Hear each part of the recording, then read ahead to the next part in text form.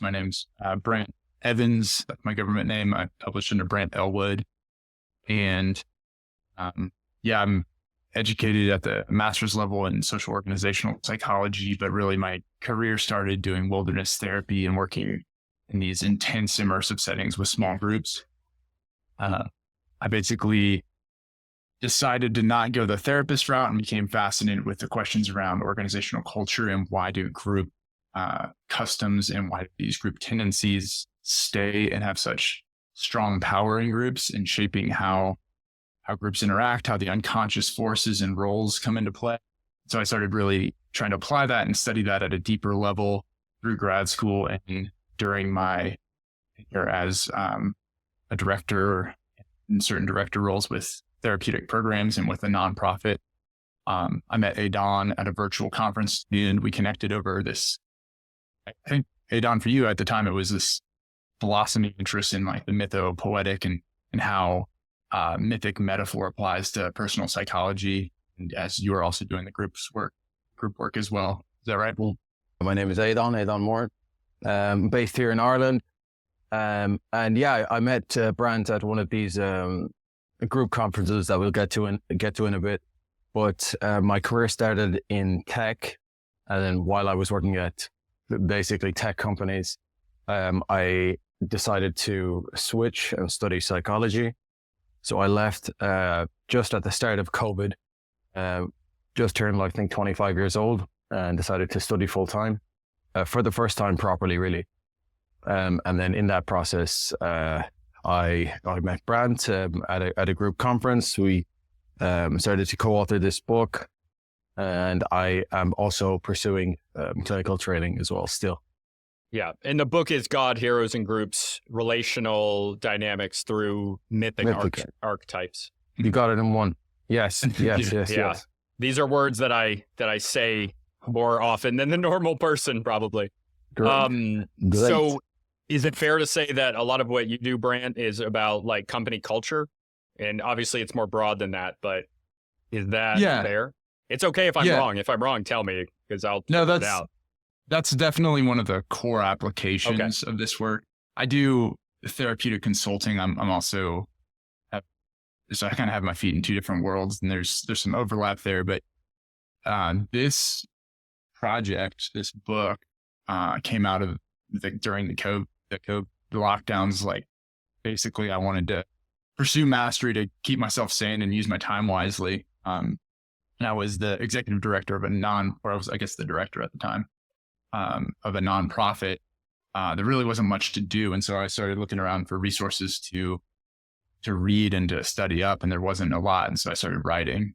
I use this type of work. This is the basic premise of this work is looking at the synthesis, the common meeting ground of modern group psychology and frameworks that are often used and mythic metaphor. And so using those to kind of strengthen the questions that we ask, the insights that we can generate around groups, around trying to understand a little bit more around what are the things that aren't being said in groups around roles and where the power is divvied up, all this stuff. But I use it pretty commonly in working with family systems, folks that are seeking treatment.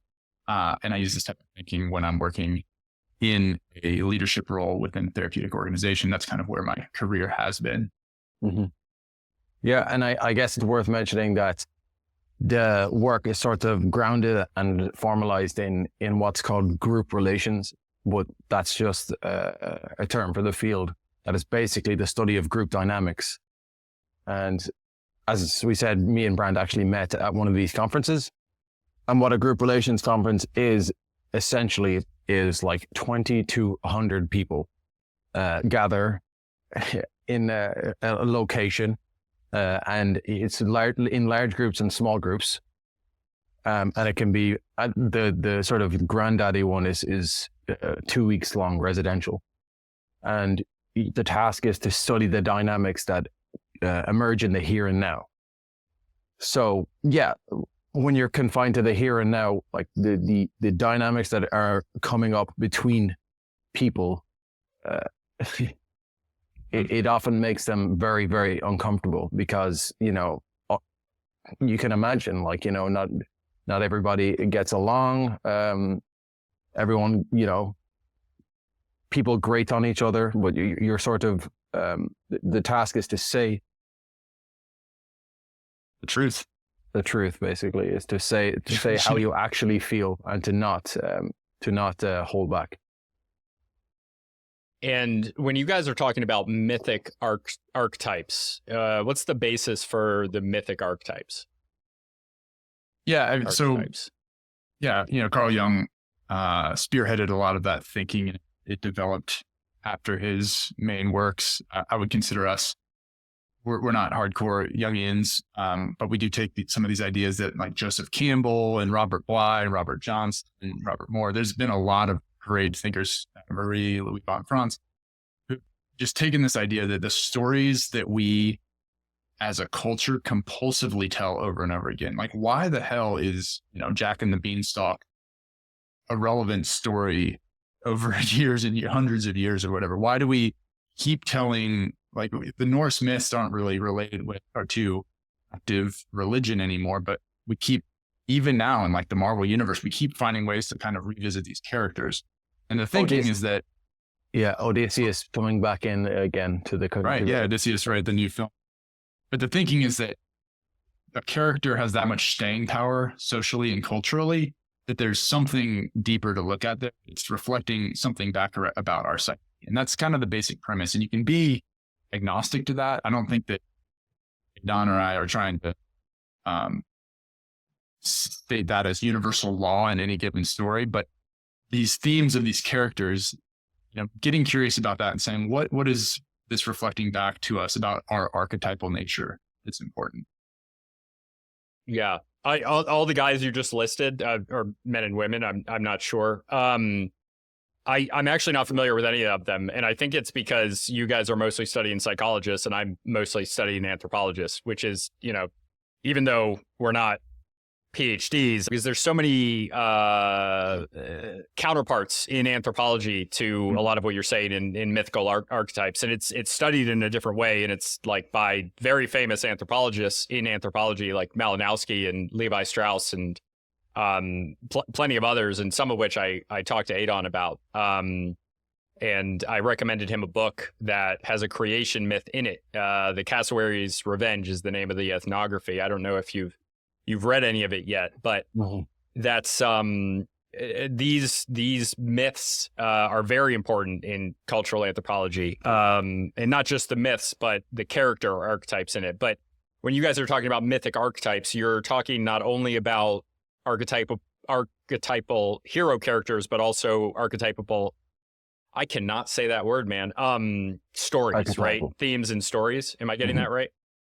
Yes. Yeah, we take a pretty broad brush stroke. There are folks that have very rigidly delineated archetypes. Like Jung himself had his own version of like, these are the whatever number of archetypes. There's, we talk about Paul Moxney's work. Paul Moxney, is that how you say his name? Yep. About how he has like kind of his is it 7 or 8 different roles that people take. And like, there's a book I love called King, Warrior, Magician, Lover that basically argues that there's kind of 4 effective archetypes. We don't use that type of thinking. I actually think it's really helpful to kind of leave it wide open and allow like free association type of work. Like I've been in groups where group relations conferences where just like imagery pops into my head and I'm like, oh, you two are the jury. This person over here, that being as the judge. This guy's being an attorney. It's like we're in a courtroom and allowing space for just imagery to come up and free associations to be made around like the characters that come to you, I think is helpful. If that makes sense. Yeah. We don't have a rigid set of boxes that they're trying to put on it. But yeah, it's more about bringing the imagination into this sort of work, because it's like, it's super effective. I think it's easier to think about it as like symbols and images that represent lots of different things. But yeah, there's like, a seed of an idea that stays with us throughout the ages. The great mother, the devouring mother, the benevolent mother, the wise king. Even like I just saw recently, I didn't realize that he did this, but Tony Robbins at his seminars, he uses the king, warrior, magician, lover. He actually replaces the king with the sovereign, probably to be politically correct. But he uses these as a way to get people to look at their issues from different perspectives. And that's, they're sort of embodying different personalities or sub-personalities, right?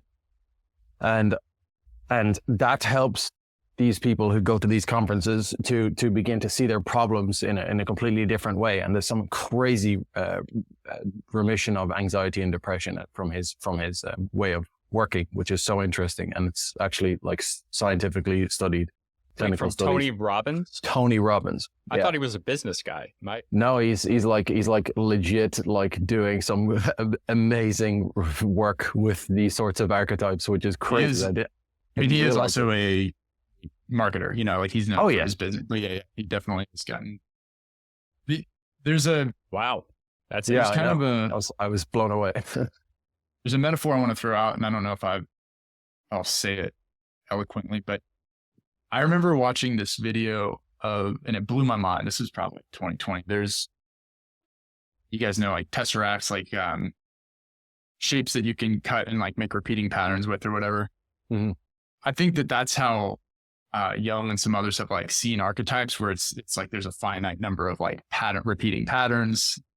And there's also these geometric, I don't know if you want to call it like sacred geometry or whatever, but there are these patterns or these shapes that you can make that are fairly simple, and they'll fit together perfectly, but they'll never create a repeating pattern over however many times you fit them together, which is like a trippy concept. But to me, that's kind of how I see the archetypal work, like where we see a pretty simple set of ideas and ideas around like basic characters that repeat, but it's like never quite the same. I think that there's room for different types of expression. There's a lot of gray area in the archetypal thinking. I think that there's room to have some sort of boundaries around like what is a hero versus a king archetype. What is hero, like even like the hero in wartime versus hero energy in peacetime. These are two different energies. But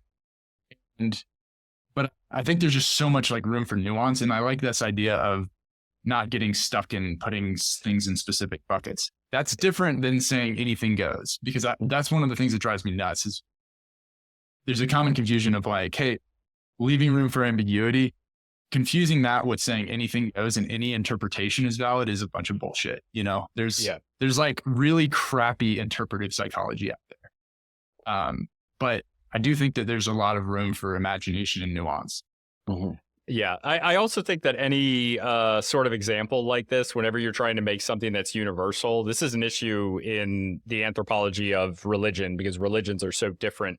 And it's maybe a little bit more obvious in the anthropology of religion, where any sort of rules, archetypes or even a definition that you'll place on something will inevitably be culturally informed by the culture that's creating it, even when they're trying to remove bias. So, like, for example, the definition of religion, there are many different definitions of religion. One of the, in anthropology, one of the most famous ones is by Emil Durkheim. But there are a bunch of them. I actually generally use the one that I think is pretty good, which is from like the US. It's from like some random agency. It's not the Forest Service, but it's some US service, like the Department of the Interior, which is where anthropologists would often be working in the government. But regardless, our definitions of religion are informed by Abrahamic religions in Western academia. They're going to be informed by Christianity, Judaism, and Islam. Mostly Christianity. And so any definition of religion is going to be based in that to a certain extent, even when you're attempting to remove bias. Mm-hmm. So they'll often not really understand, and they'll compartmentalize certain things that should be taken together. And that's a very difficult concept for me to describe, so I won't even bother. But compartmentalizing, society into its separate parts, like economy, religion, whereas often in other places they would work together. And if you go as far as something like China, you have these different religions of China that will not fit into a definition of religion given by the West. They're not going to fit into Emil Durkheim's definition of a religion, but they still have religious traits to them. Taoism, legalism, Confucianism, ancestor worship. These can work together. They don't have to be mutually exclusive, like our modern religions and like our own religions in the past were not mutually exclusive. But regardless, I hope there's something there that is related to what you're saying, because that's what I'm thinking of when you're talking about these archetypes and how they're and how they have definitions. But it's almost like in history, where history doesn't repeat, but it rhymes. You have different iterations of these things that will always be somewhat different, but they come about based on the specific human and physical geography of the time, the level of technology you have, the different technology and different life experiences. Yeah. My understanding of like religion, just on that, is there's always a dogmatic piece, right? Like there's a dogma or there's a creed that you're following, right? That is like the way it is, and that's preserved. But I think, like, I'm a practicing Catholic, so like I get that. I get the religious piece, but I think this is kind of, this isn't exactly religion. Even though I guess, there was it bind, these myths in some cases are like religious, but they bind the culture together. I'm sure they would have. I'm not sure if the Greeks would have said it's religious. I'm not sure if you could say something on that, Brent. But for sure, back in the day. Well, cults, yes, but like for some reason for me, I guess where I'm coming out with this, like I'm trying to like synthesize polytheism and monotheism with this sort of work that I'm doing. Actually, it's a thing I'm wrestling with. Yeah, it's going to be extraordinarily difficult to do that, especially like looking back in time. This is my opinion.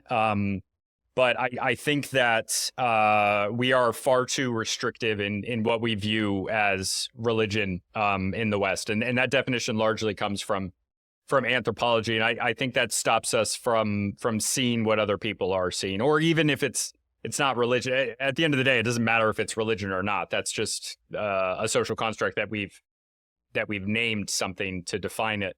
But it doesn't mean it's not important to people. And it's the, there are divine truths, right? Which can't be, they can't be proven correct or incorrect. I think that's often one trait of religion. Gosh, I'm talking myself into a spiral here.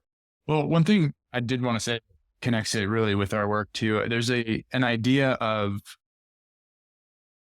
this is, I'll make the connection here, but one thing we see in groups and with, especially I would say a lot of activists and folks even that come into conferences or go into organizations as consultants with this idea of being an advocate or an activist, I should say, is this idea of like going and shifting and changing a bunch of things before what I would call due diligence into understanding how dynamics and certain energies play in the system. And it's what I associated with what you were saying is this, we saw a decline in religious practice, especially among young people, I think in really our generation and younger, a lot more atheism.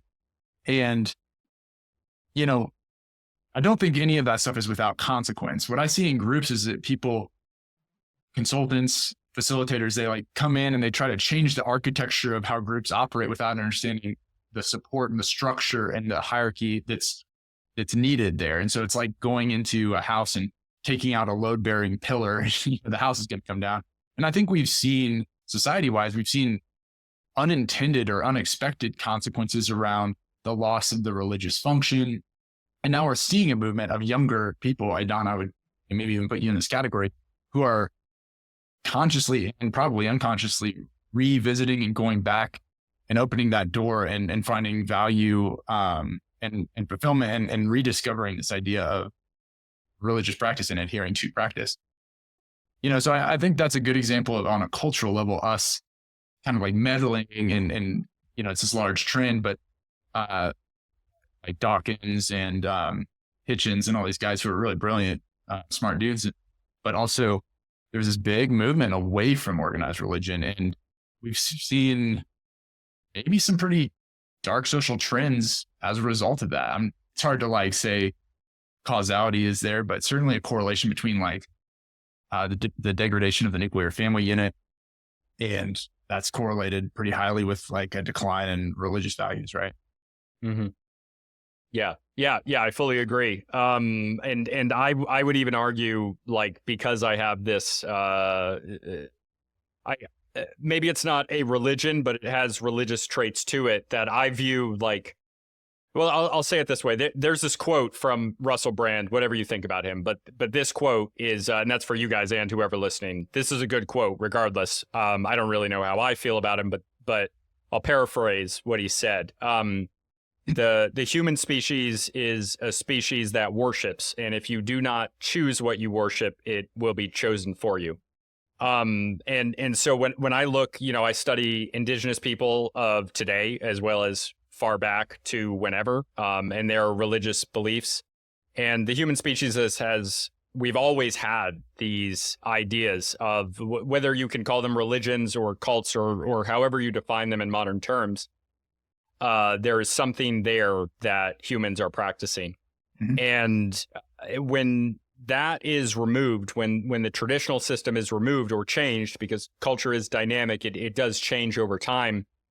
Even within Christianity, you can say Christianity, but the Catholicism that was the religion of Christianity then goes into a schism with the Eastern Church, and then there's Protestantism, and then you have even things like Mormonism and Latter-day Saints, Mormons, and things like that, which some would argue are past it, but it changes over time, and it can become compartmentalized into something that's called something new, and it can change on its own as well. Mm-hmm. But that is always there. It's always there. And I believe that, they're an atheist, as in somebody who doesn't believe in God.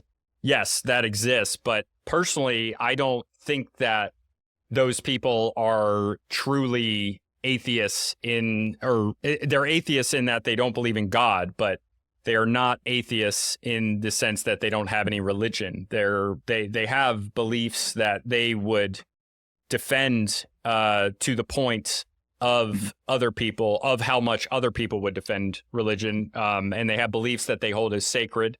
Yeah. They have taboos. They have things that they would call that they would fight for, that they think are unacceptable to say. Obviously I'm talking about this isn't a new idea, but that woke is a religion. That's one example of it. And I think you do see that, and people can argue that it's not a religion. And I might have gone a little bit off topic, but I hope I think that's relevant to what you're saying. Yeah. Thomas Sowell, he has a book called The Vision of the Anointed, and that just kind of touches on what you're saying. But to put it in our language, because there's a way that we would speak to that too. That quote of humans are worshiping species or whatever it was, is the way I would frame that in our language is that the worshiper, so to speak, is like an archetype within us and within groups.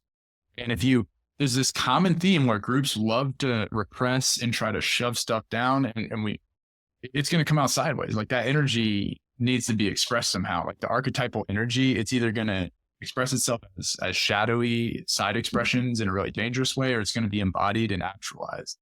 And we use the metaphor of Kronos eating his children, right? And eventually, like he gets poisons and spits them back up, and they're his undoing. Mm. I even make the case, or we make the case in the book, when you have that extensive taboo and this energy that you're trying to repress, and maybe in our culture it is the worship, that you see these like outgrowths that are sideways and toxic, and also reinforce the fear of that type of energy. And so William White in his book uses the term high priest as an organizational role that we see. And you want to talk about the woke stuff? Yeah, like you see like a caste system within the woke ideology, and there's like the high priest type roles. The Robin DiAngelos and the Ibram Kendis, right? And it's like a high priest type of role. It fits really, really nicely there. So you're seeing the actualization. You're like, to your point, the worshiper, that archetype is going to come out, Mm. and it's in there. And so you either are dealing with this. The Jung quote is, Aodhán, you might need to help me out, but it's that which is not made conscious is going to dictate our lives, and we're just going to call it. Yeah. Right. So if we don't do the work to, and I know that phrase is pretty low, do the work or whatever, but if we aren't doing the work to look at like what we're repressing and what's taboo for us, what are we not willing to talk about? What's our unconscious up to in group forms? If we're not doing that type of questioning, then those dynamics are going to pull our puppet strings, and we're just going to blame external things. We're going to assume it's fate or assume it's somebody else's fault. Yeah. Kind of how it goes. I think that's probably like one of the most interesting parts of the group work, the group relations work, is that in these groups, there are consultants that act as like the people who call out the unconscious dynamics that they see happening within a group, right? But there is no like declared authority. So these people stay quiet. And what happens when people don't have an authority or don't have, something to follow exactly, they sort of start to spiral out. They can spiral out because they don't know exactly what to do or what to explore or where to go. So like people are sort of vying for leadership, or they're vying for like, trying to pull at the consultant to push them in a certain direction. They don't know what to do with themselves. It's very interesting. I think this just reminds me of worship, people looking for someone to worship in the group, in a group, in society, in whatever. Yeah. Usually this would be where we plug everyone to say, you got to go try a group relations conference.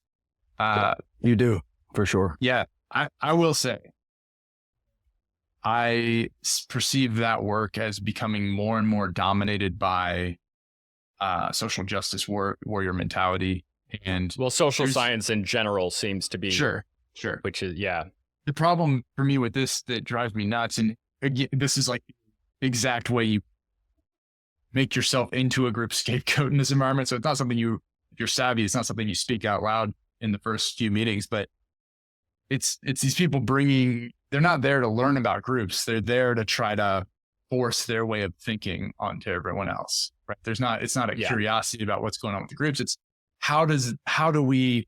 they'll frame these questions as like, how do we challenge the patriarchy and the white supremacy in this room right now? I had this woman at this last conference I went to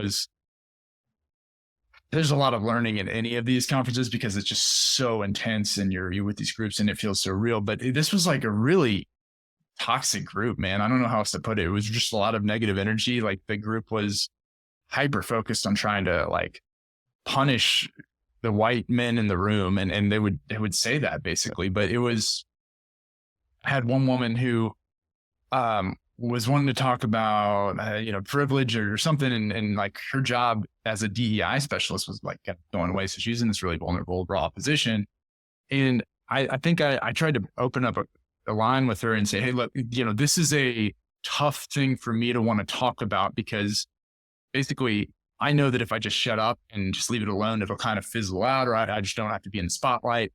But if I really want to take a risk with you and be real and like we can have this conversation, but there's risk for me. Do you understand that? Like that was like an authentic reach. And one of the responses that she had was, that's easy for you to say with money in your pocket.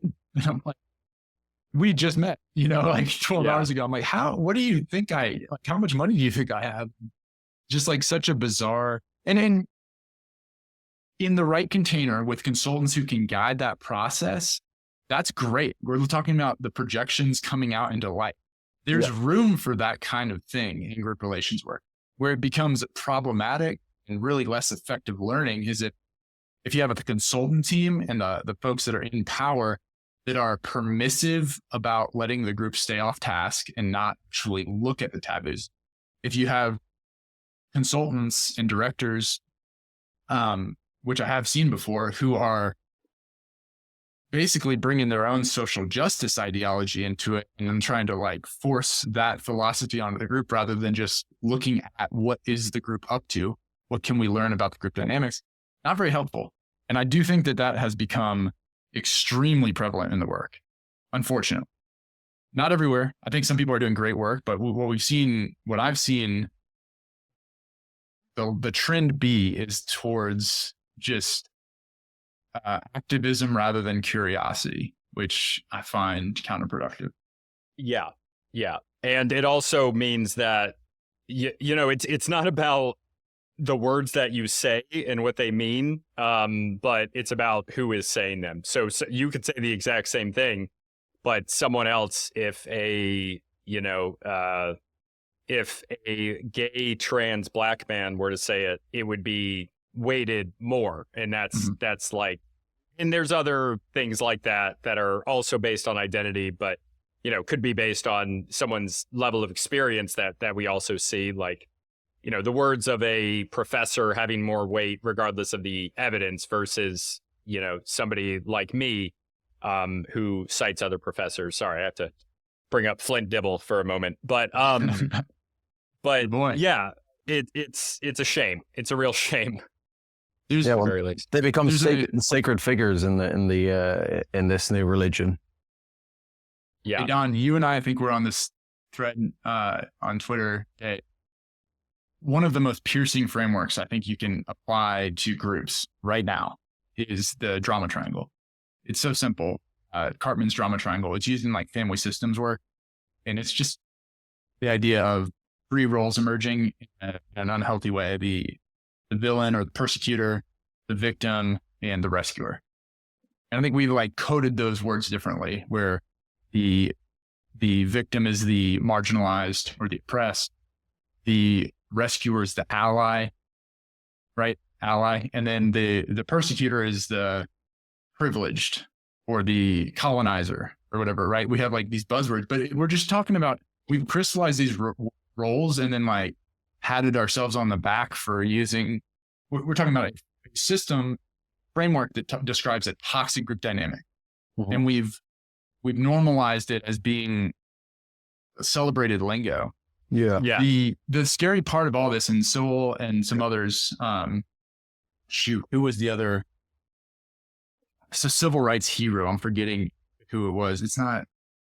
Wow. It was whatever. This idea that the rescuer role becomes very invested in keeping the victim marginalized, keeping the victim weak, because they're secure in that role as the ally or the rescuer. And if that narrative collapses, then they feel lost. They're no longer getting a sense of self-worth from being this virtuous ally or helper. So they become unconsciously often, I don't think it's like bad people per se, but it's unconscious drive to keep the victim weak. And in one of the themes that we talk about in these groups and you see in groups is that even in the just quote unquote desirable or undesirable roles, there's perks and there's negatives. Like leadership comes with a lot of like a high price.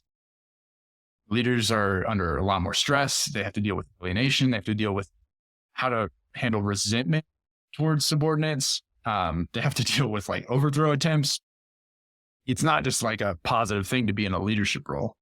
And the same, I would argue, for like the scapegoat or for the victim type of role. You're getting special privileges there, getting a special type of attention. You're signing a contract, so to speak, an unconscious contract with the group. That was a rant, but that's definitely stuff we talk about. Mm-hmm. It reminds me of in teaching, actually. Usually I talk about anthropology, but there's certain things in the education field that are worthwhile. And one of them is like the soft bigotry of low expectations. And that's something that I think is very, very valid. It's like, especially in an ideologically aligned field like education and like many social sciences, the idea of like having low expectations for somebody being that helper. You see this a lot in schools. And like an example of when I was doing my student teachings, I remember I had this kid. I was at a middle school. He was like this 6th grade black kid. And I thought he was pretty smart. And he was in special education, which doesn't mean that you're dumb at all. I'm not going to go into IEPs and 504s and all that stuff, but Sometimes people that are very smart need something specific, but he would go like, he would get taken out of the classroom to a special ed teacher to do his work. And at one point he left the classroom and he literally said out loud, "Oh yeah, I'm going to Mrs. Whatever's room to get the answers."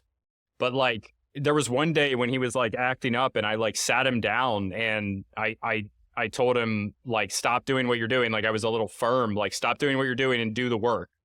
And he's like, "But I don't know how, I need whatever." And I told him like, "No, do the work. I know you can do it. That's the question. Look in the text." And he figured, like, he spent like 2 minutes doing it. He figured it out and he knew the work. And that's an anecdotal experience. Yeah. But over time, this is something you see a lot. And obviously, like, I'm sure there's statistics about this somewhere. But that anecdotal experience that I had played out over years stunts the growth and the potential of this child who would otherwise, like, he was a talented kid, like athletic, not dumb. I could tell he wasn't dumb. I mean, you can feel it when you spend enough time with somebody, even a kid, you know, that they have potential or not. And this kid had potential and he proved it to me that he could do the work, but he's still going to always have those special education teachers who are reinforcing the behaviors that he has. And they're reinforcing what he needs to do to succeed. And his concept of succeeding is simply avoiding work. And that's being reinforced by him going to the special ed teacher who's not supposed to just give him the answers, but she is. And she's doing something wrong. That's true, but she didn't think about that. And, you know, other special ed teachers are probably great.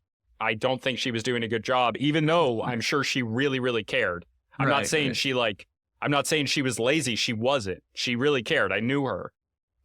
She didn't, I don't think she realized what she was doing. But I viewed it, and I think most people, and also the literature itself, would say that what she was doing was harmful in the long term. Mm-hmm. I don't think it's always, I don't think these people are doing these things out of malice a lot of the time. I doubt it. I hope not. But like, I think the idea of narcissistic supply is helpful here because, you know, it's like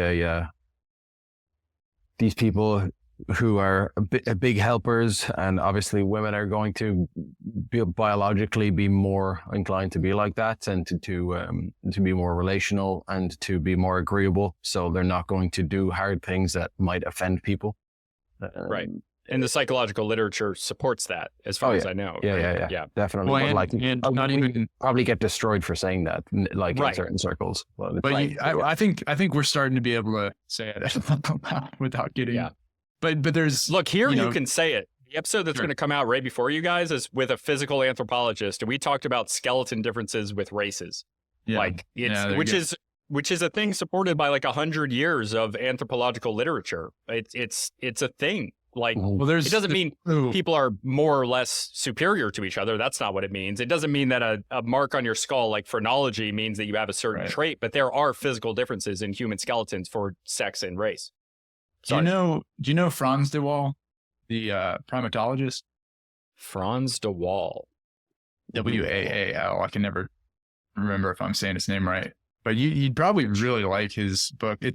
He looks at, I don't know how he would describe his work, but it's psychology and anthropology all mixed in. He studies primates. He studies chimps and bonobos.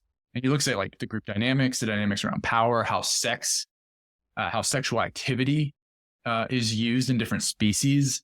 And it's fascinating stuff, like looking at sexual strategies of females and the difference. Like bonobos are a matriarchal society. And I've learned a little bit about bonobos before. I'm a little familiar with his work, but not him as an individual. Yeah. But sorry, continue. Yeah. But looking at how a lot of that is strategies around reducing infanticide from males in society. Which is common in other primates. Yeah. And so bonobo, the short version is that the bonobos are extremely promiscuous and use sex as like conflict mediation between different parties, all this stuff. And dads or the male bonobos, like they don't know which kids are theirs or not. Mm-hmm. And so there's much less infanticide because it's like, well, I've had sex with all of them, so maybe they could all be my kids. And so there's very little motivation there. But in groups where there is certainty, like in groups where males take over, in chimps, for example, when males go take over a colony, there's like mass inside, and they cut out they want the females to reproduce again more quickly, and they want to cut out potential competition in the future. I mean, probably not consciously, but that's what they're doing. And in humans, we've developed this other strategy of the monogamous relationship, where we have more certainty. Of course, there are exceptions to that, but that there's, again, like more security and less infanticide because of the nuclear family system. I was reading about that section last night and just reflecting on cultural changes around some of that stuff too. I think that there was like there was some country that like required DNA testing at birth, and then they stopped it like very quickly, because it like a certain percentage, like it was a low percentage, but a low percentage of that is like, even if it's like 5%, it's like mass societal upheaval. Devastating. Yeah. So it was like they stopped. The Waal says 1 in 50. I don't know if that's the latest data. Yeah, that's a lot. What? 1 in 50 children are not, the dad is not who they think it is. Oh. I think this is in Western, maybe American culture. And I mean, that's a lot. It's a lot of, right. I mean, so. Yeah, it adds up. But I think you'd love that book, honestly. I probably would. Yeah, it's called Our Inner Ape. And it's probably the coolest, off the cuff introduction to like group dynamics, in my opinion, because it is fun to read, and it's very, there's some good literature out there. It destroys the idea that that alphas are like toxic masculine people as well, because it shows that the alphas are the people who stop people fighting. Yeah, that longevity of power requires generativity and conflict resolution skills. Yep. And that the lone alpha and coalitions between males. I mean, he really gets into some of these cool dynamics. It's pretty sweet. Mm-hmm. Yeah, that reminds me. It reminds me of a story one time about how I stopped a fight, but maybe I'll tell that later. This comes into play in interpersonal relations with different individuals, but also at a scale of geopolitics with different countries. When it is very clear who is in charge, you're not going to have as much conflict, or really much at all. If you're in a situation where one country or one coalition of countries like NATO is like top dog in the world, no one's going to challenge that. Just like if there is a top lion or a top human being who's in charge, in a smaller setting, like a group of friends, or maybe a like leader of a country, they're not going to be challenged. But at the moment where there's ambiguity about who is in charge, either at the international level or country level or smaller, that's when someone can challenge, because nobody rationally in general is going to challenge the top dog when it's not obvious. And that's why there's this time of peace. As NATO, after the Soviet Union falls, there's this long time of general international peace. And obviously there's exceptions to that, but versus when there's tension where massive international war could break out. And now there's talk of it again as NATO as an alliance weakens, the United States weakens in relation to other countries. Waal says something interesting about that actually too. He hadn't thought about this before after thinking about groups all the time, but this was a little bit of a paradigm shift for me. He says that, in a nutshell, the most powerful group or subgroup, if you have like the United States Senate or wherever, you have like a big group of Democrats, big group of Republicans, both can't quite get over the line for the majority votes or whatever, and you have like that small section in the middle that's undecided. That little small, whatever, 2% swing voter or undecided that's like the most powerful group, because you get both parties really, like the principle he says is that large coalitions or large powerful forces in a group, entities in a group, they don't want to create a coalition that's larger than it needs to be in order to gain full power. So there's very little incentive for the 45% over here to ally with the 48% over here to crush the whatever 7%. Both the 48%ers and the 45%ers are going to lobby super, super hard to try to get that 7% middle ground. And so there's something interesting around power dynamics. One of the things that we see in conferences, almost maybe not universally, but very, very common, is that you see folks jump into leadership roles to ease anxiety pretty quickly. And then those folks are disposed of or somehow marginalized or silenced by the group unconsciously over time. Yeah. So what I think happens is that you have these groups that jump up and spring up and kind of like raise their hand and say, I'm going to be one of the powerful forces to be reckoned with in this group or whatever. But the folks that in the smaller, quiet majority that's kind of like in the middle ends up holding a ton of power. And Don, you talked about this in our book. Like there was a time in one of your groups where you were silent, and it made you a very powerful member in the group, even though it wasn't like necessarily the most healthy dynamic. But you see like the folks right in the middle, that small group, have enormous influence and sway. Yeah. Well, I think this reminded me of Bion as well. Bion was like one of the main dogs in the, like that founded all of this sort of study of groups after World War II. I think he served in the World War and was like, went to Oxford, psychiatrist. He's completely badass. But he said that he noticed in his study of groups that it's generally the most mentally unstable person that will try and get control once the authority leaves first. He noticed that, which is very interesting.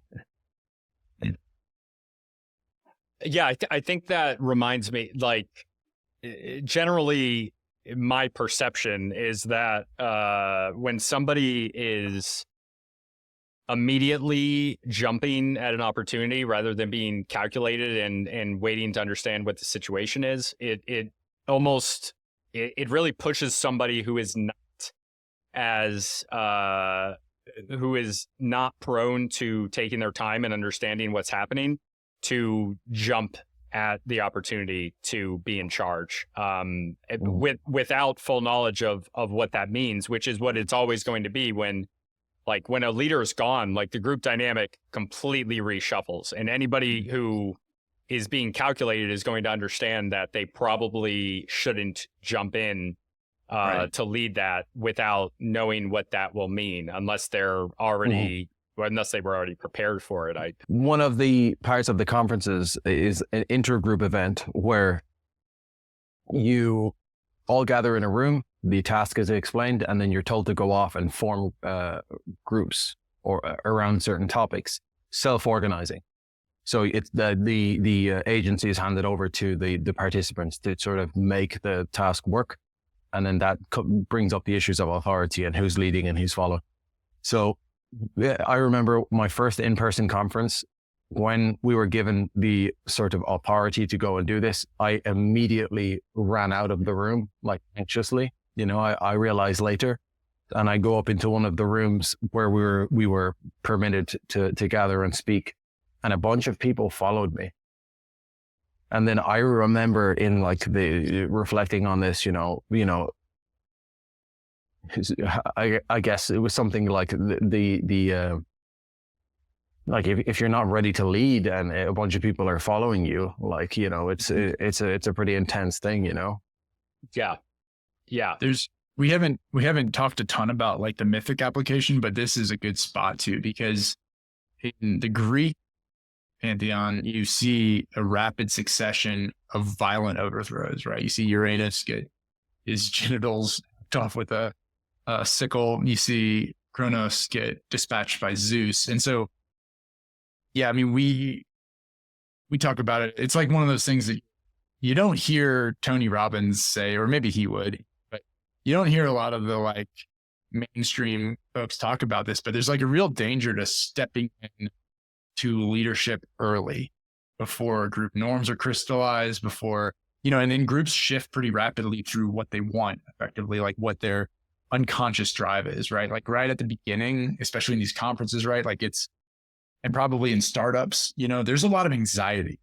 Like the survival is questionable. The idea of being rejected by the group is really present with people. There's anxiety, and probably the folks that are stepping into leadership compulsively from in that place are doing it to ease anxiety in some way or another. And so as the group transitions or shifts, it's likely that there's going to be less of a need for some of those defense mechanisms around anxiety to be so present and centralized. And you see these leaders get cast aside. And we use that, the leadership succession of Uranus, Kronos, and Zeus in Greek myth to look at that.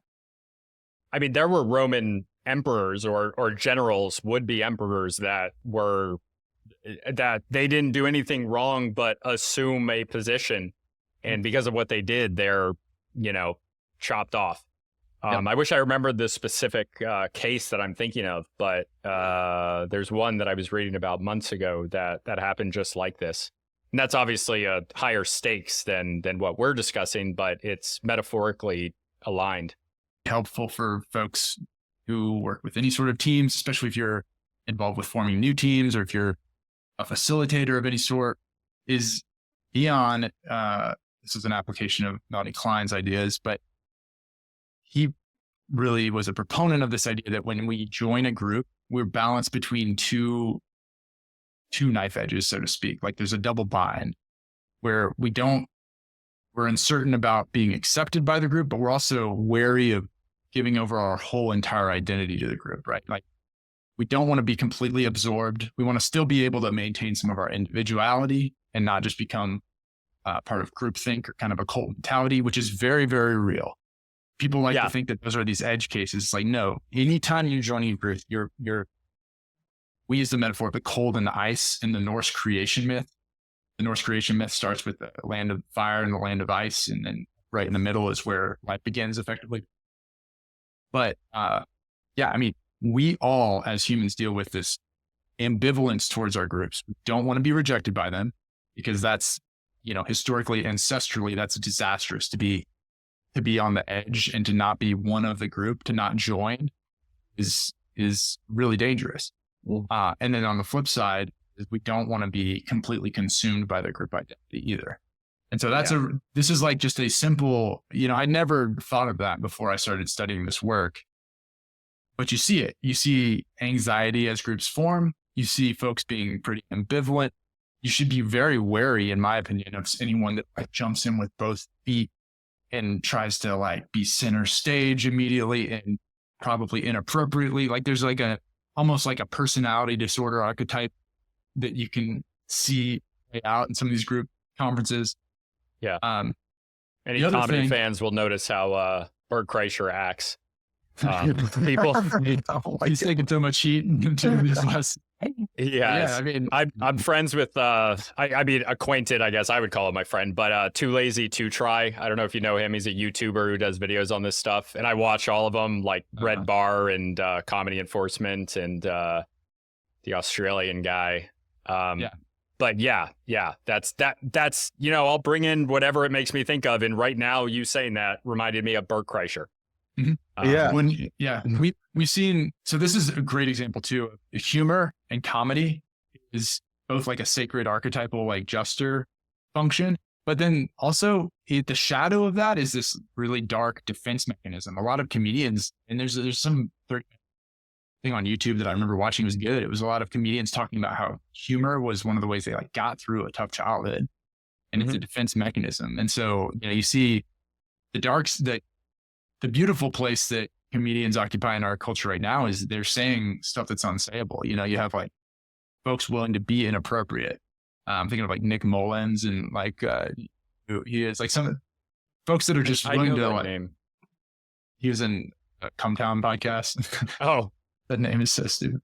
But just he's just an example of a guy, and Staub is the other guy, and Adam or something. But they're so half the time you're oh, this is too low brow. But then every once in a while, they're just saying these things that are clearly taboo, but hilarious. And there's something real about it. Dave Chappelle is who I'm thinking about right Dave now. Chappelle for sure. Yeah, we'll push the envelope. Yeah. But then the flip side of that is, I mean, I don't want to necessarily, I can think of comedians, I don't want to blast them per se, but it's like, that's a defense mechanism, and it's like a toxic, shadowy version of the jester play. And that's like the archetypal stuff that we're talking about. Yeah. Yeah. Love that.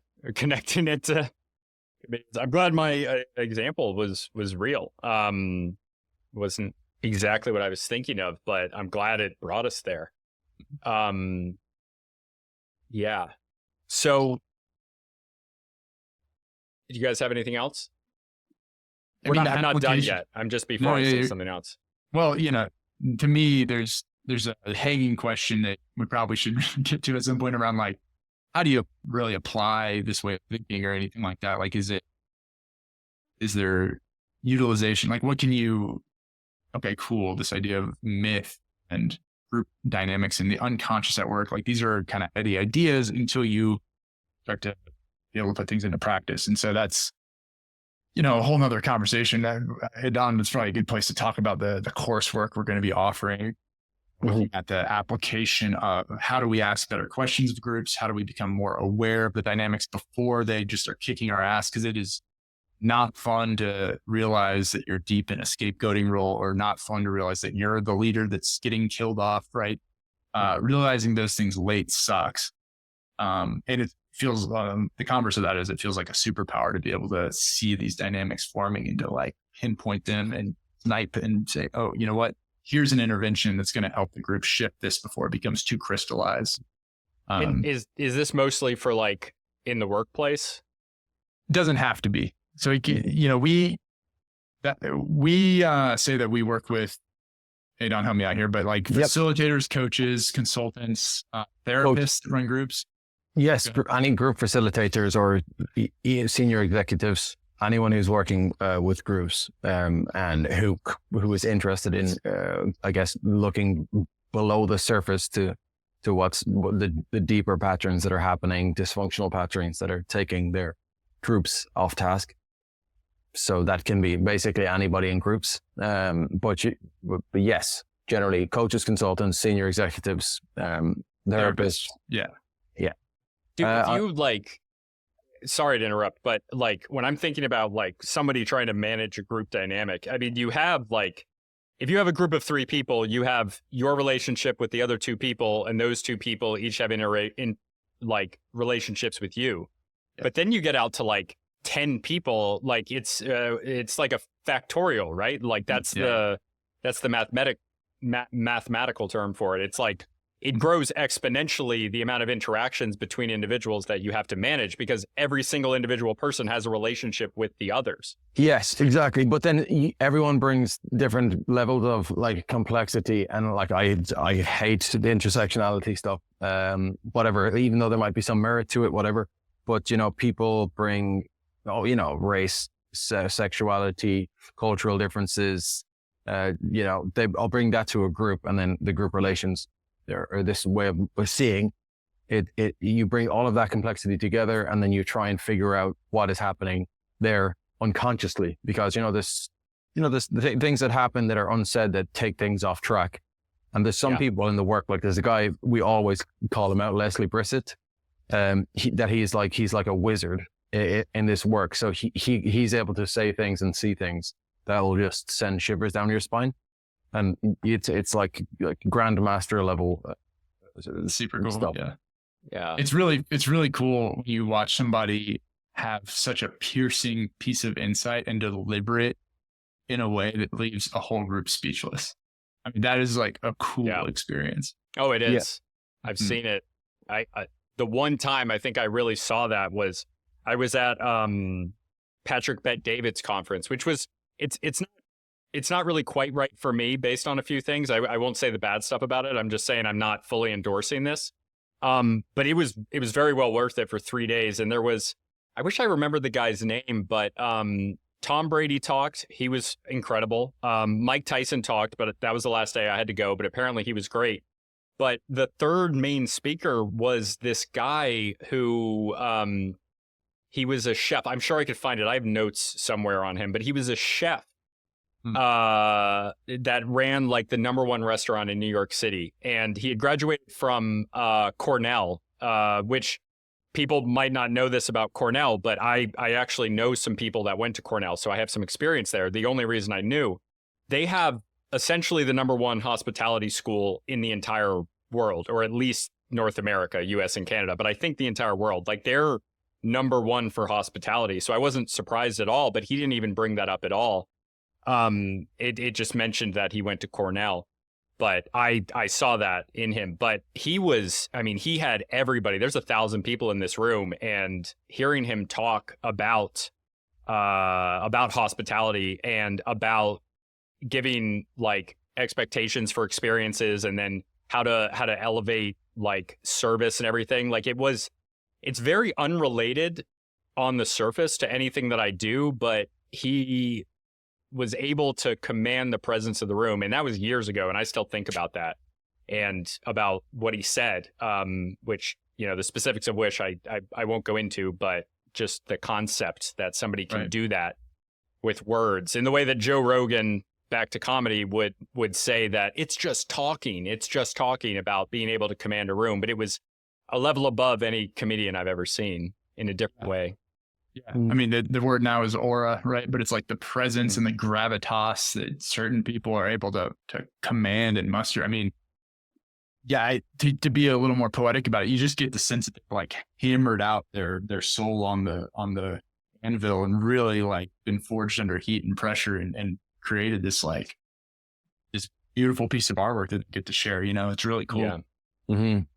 Yeah. So I think like we will be doing this sort of work, this like group relations work in this course. It's going to be like 6 weeks, and we will be doing that every week.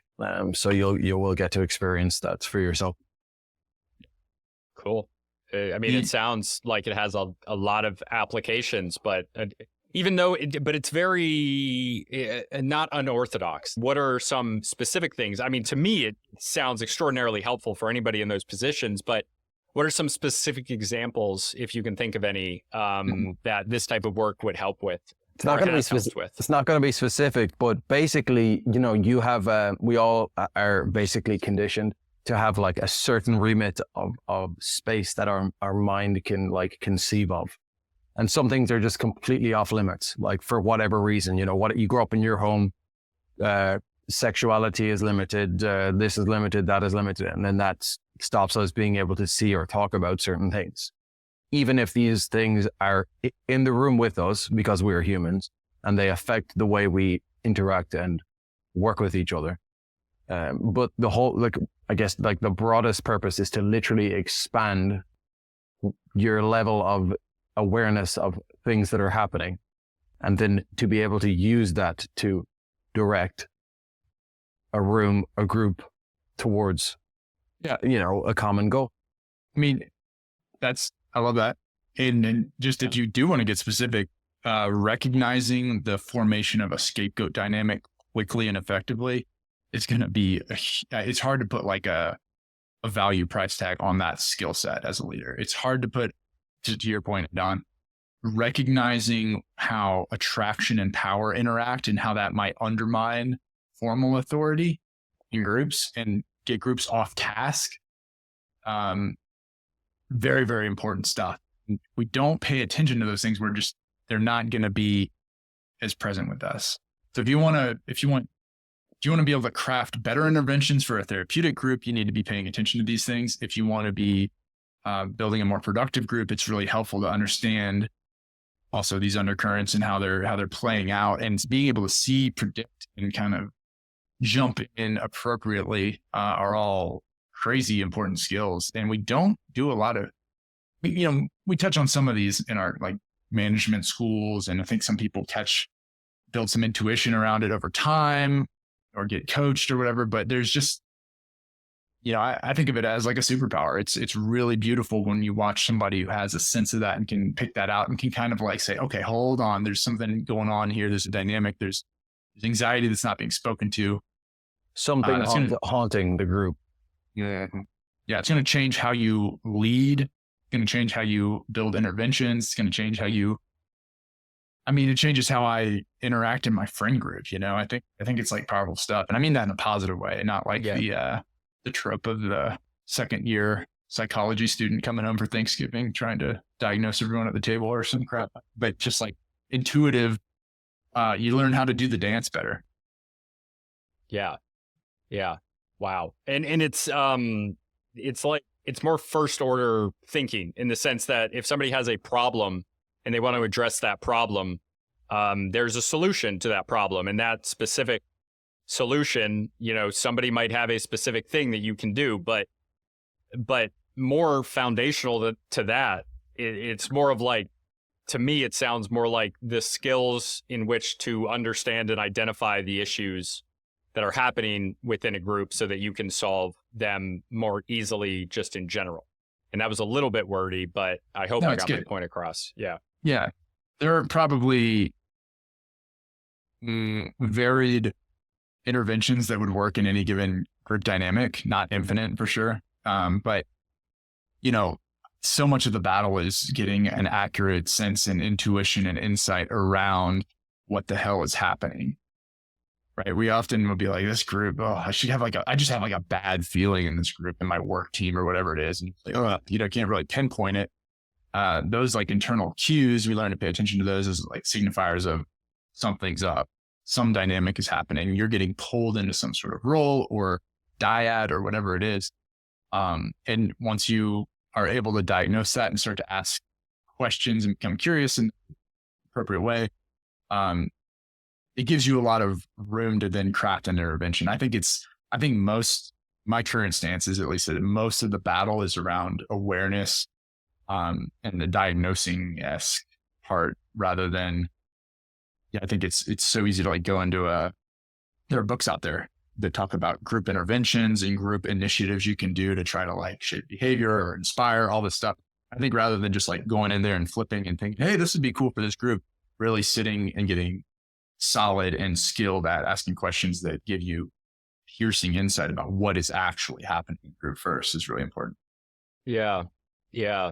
Not to get too personal, but like when I'm hearing this, I'm also thinking about times in my own life, professionally or just personally, where I've not like, I've realized that I haven't adequately considered the point of view of the other person, in another thing and in a group. And then understanding that I probably would have been better off, even without skills on how to deal with it, understanding and appreciating their point of view. And I'm outing myself in, not that anybody doesn't have these times, but times when I've had a lack of empathy or sympathy for other people, essentially. But that seems like it would be beneficial to almost anybody. There's this idea that we haven't touched on yet called projecting, like a projection, where the short way to talk about it is that there are parts of ourselves that we become uncomfortable with. It could be through conditioning when we're younger, like our parent figures and our caretakers demonstrating to us that those parts of ourselves aren't welcome, and we adapt because we want to be cared for. But also in these group settings, like if I'm unable to access empathy, the question we might ask is like, where is empathy being outsourced to? Like, who is holding all that? And then how is it being expressed? Gad Saad, right? He talks about like the idea of suicidal empathy, I think. You know what I'm talking about? Oh, yeah. At a societal level. Yeah. And so, right. I've wondered about this. It's like, I think folks on the left would often describe more conservative leaning folks as lacking empathy. I think that's like a common accusation or a common narrative. And the question for me then is like, okay, wait, maybe there's some truth there in that folks on the more conservative side of these debates are like not being told and called by that group unconscious to like be connected with as much. And maybe it's being expressed in a really toxic way through that idea of like the suicidal empathy. And so we're seeing like a shadowy expression of like the archetype of the carer or the nurturer. So we're seeing this like toxic, again, this shadow. And this is how I might use archetype. So that and the idea of projection. Yeah. Well, if we know that if we walk into a certain group or system or environment, and you're just opened up you can just feel it in certain ways. Like certain things are easier to talk about. You know, there's more of a reciprocal relationship. And then you walk into another environment and things are just like, it feels like you're walking on eggshells. It feels completely different. It feels, like a bureaucracy, for example, or like a government department. Like, it feels very bristly and rigid. I'm sure everyone listening can like think of environments where it's just, you feel totally different. And I think we get with like even the warrior, magician, lover, king stuff. I think one of the more novel things we introduced in the book is the idea of how organizations find their way into crisis after crisis after crisis, and that is not just happenstance. There's that idea of a crisis, almost an addiction to crisis. We call it the crisis compulsion. Mm-hmm. Is really powerful and prevalent force in groups. Yeah, I really wish I got this book before we had this talk. I love that. That's cool. I think this links back to the drama triangle, because it's like you constantly need to be in crisis to be a savior, or to feel like you're doing something, or to feel like you're useful. We talk about how hiring and promotion practices within organizations really build out or prepare the soil, so to speak, for a crisis compulsion. If you are promoting folks are maybe competent at their previous job, but maybe don't have visionary elements of leadership, those are folks that are going to feel comfortable putting out fires or micromanaging, but they're not going to feel comfortable with the more nebulous, less tangible functions of leadership, which is now their job. Yeah, right. So that becomes their job, and so you've hired somebody that you trust and you think is, you promoted somebody who you trust and you think is good. You've seen them be very competent before. They're going to rely on that old skill set still. And if there's not proper scaffolding and mentorship, or if you're not promoting with the criteria of those skills in the first place, you're going to see folks that are used to performing at a high level, have a specific skill set.